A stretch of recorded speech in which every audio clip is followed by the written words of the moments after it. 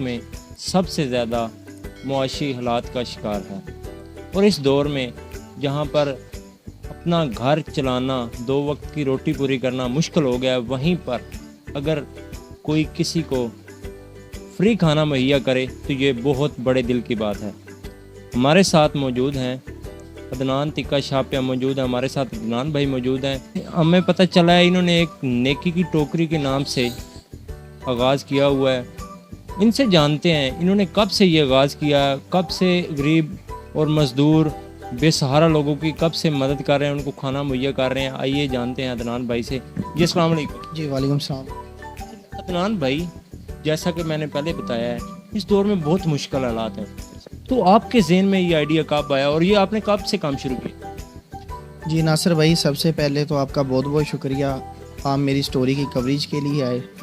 اور ایسے سٹوریز کا جو کوریج دینے کا مقصد قطعاً یہ نہیں ہوتا کہ اپنی پبلکسٹی کرنا، اس کا مقصد یہ ہوتا ہے کہ ہم لوگوں میں اویئرنیس ڈالیں کہ کوئی بھی کام جو ہے وہ ناممکن نہیں ہے، اور اس کے لیے مطلب جو نا آپ کا امیر ہونا ضروری نہیں ہے۔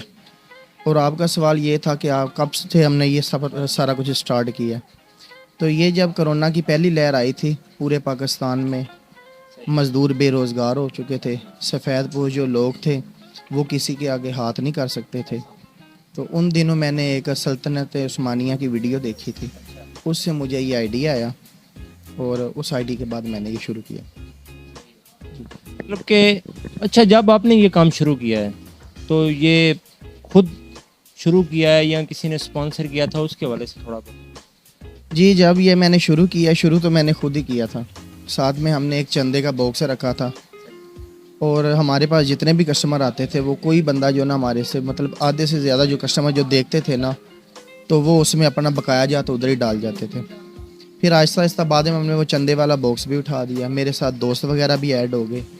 اب مجھے کوئی فرق نہیں ہے میرے ساتھ کوئی دوست ہو نہ ہو، کوئی چندے والا ہو نہ ہو، الحمدللہ میں اس کو چلا رہا ہوں، اپنے سر پہ چل رہا ہوں۔ ماشاءاللہ آپ کام شروع آپ نے کر دیا ہے۔ سب سے مشکل مرحلہ جو ہوتا ہے وہ شروع کرنے کا ہوتا ہے۔ آپ نے شروع کیا، آپ کے ساتھ کچھ دوست مل گئے، کارواں بنتا جاتا ہے، ایسے ہی ہے۔ اچھا یہاں پر یہ بتائیے گا مطلب کن کن لوگوں کو آپ کھانا مہیا کرتے ہیں؟ مزدور طبقہ ہوتا ہے، غریب ہوتا ہے، اس کے علاوہ اور کون سے، جیسے یہ منشیات کے عادی ہوتے ہیں، آپ ان کو بھی کھانا وغیرہ دیتے ہیں کہ نہیں؟ جی بالکل، جو ہمارے علاقہ میں آپ کسی بھی منشیات کے عادی جو یہاں پہ لوگ پھر رہے ہوتے ہیں، جو بے سہارا بے گھر ہوتے ہیں، ان کو کوئی بندہ عزت نہیں دیتا، عزت سے کھانا نہیں دیتا۔ ہمارے ہوٹل پہ جو پکتا ہے وہی ان کو ملتا ہے، اور میں ان کو بڑی پریالٹی دیتا ہوں کہ مطلب جو منشیات کی عادی ہیں نا، ان کو وہ صبح آئیں شام آئیں، ان کو کھانا تو ہر صورت دینا ہی ہوتا ہے۔ اس کے علاوہ کچھ بیوہ ہیں، حقدار ہیں، ان کا دیکھ لیتے ہیں جو حقدار ہیں۔ الحمدللہ جو اللہ کے گھر ہیں، یہاں پہ مدرسے ہیں اور مسجد کے خادمین ہیں، مطلب جو ہم نے ٹارگیٹنگ جو لوگ چوز کیے ہوئے ہیں نا وہ والے۔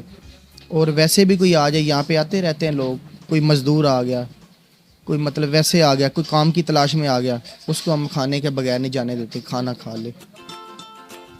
ماشاءاللہ سے آپ کا ماشاءاللہ بہت اچھا سیٹ اپ ہے۔ تو کام کے بارے میں بتائیے گا، کام کے حالات کیسے ہیں، اور آپ کا ایک ہوٹل ہے یا کوئی اور بھی؟ جی کام کے بارے میں تو میں یہ کہوں گا کہ میں نے ایک چھوٹی سی ریڈی سے ہی یہ سٹارٹ کیا تھا، اب الحمدللہ میرے 3 ہوٹل ہیں، اور جو کام کے حالات ہیں وہ حالات جیسے بھی ہوں نا، وہ تو دیکھیں ایک زندگی ہے، نشیب و فراز زندگی کا حصہ ہے۔ جو اللہ کے راستے پہ ہم نے دینا ہوتا ہے نا، اس کے لیے دل کی ضرورت ہوتی ہے، حوصلے کی ضرورت ہوتی ہے، اس کے لیے کسی کاروبار کی ضرورت نہیں ہے، اور کسی مالی معاونت کی ضرورت نہیں ہے۔ اچھا آخر میں ہمارے سننے اور دیکھنے والوں کو آپ کیا پیغام دینا چاہیں گے اس حوالے سے؟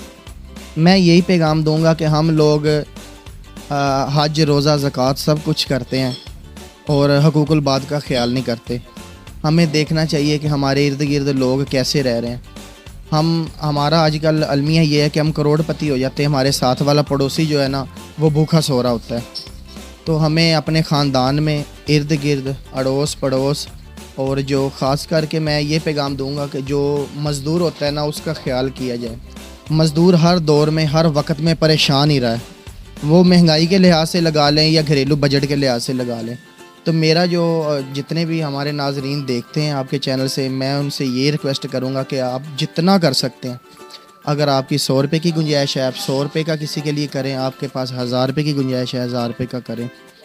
اور دوسرا یہ کہ اگر 10 دوست اکٹھے ہو جائیں نا تو سارے مہینے میں 500 بھی اکٹھا کریں نا تو 5,000 روپے بنتے ہیں، تو اس سے ایک غریب کے پورے گھر کا راشن آتا ہے۔ تو میں یہی کہوں گا بس صرف اور صرف غریب کا خیال کریں، اگر کوئی آپ کو کہیں بوڑھا ضعیف نظر آتا ہے اس سے خریداری کریں، اور جو بچے ہیں جو یہاں پہ ہم نے دیکھا ہوتا ہے چلڈرن لیبر، ان کو آپ دیکھیں کہ ان کی کیا مجبوری ہے، وہ کیوں کام کر رہے ہیں، ان کی مالی معاونت کر دیں۔ اور سب سے میں ایک آخر میں یہ بات کہوں گا کہ ہمارے ہاں جو ہمارے ریسٹورنٹ پہ کسٹمر کھانا کھانے آتے ہیں یا پاکستان میں دنیا بھر میں کہیں بھی کھانا کھاتے ہیں، تو ہم ایک چیز نہیں سوچتے کہ اگر ہم ایک ٹائم پہ 1,000 روپے کا کھانا کھاتے ہیں نا تو 1,000 کے نوٹ میں 10 والے 100 نوٹ آتے ہیں، تو اگر آپ نے 100 نوٹ تو آپ نے 10 والے خرچ کر دیے ہیں، اگر صرف آپ 2 نوٹ ویٹر کو دے دیں گے نا تو وہ صبح سے لے کے شام تک نا اس کی زندگی آسان کرنے کے لیے کافی ہے۔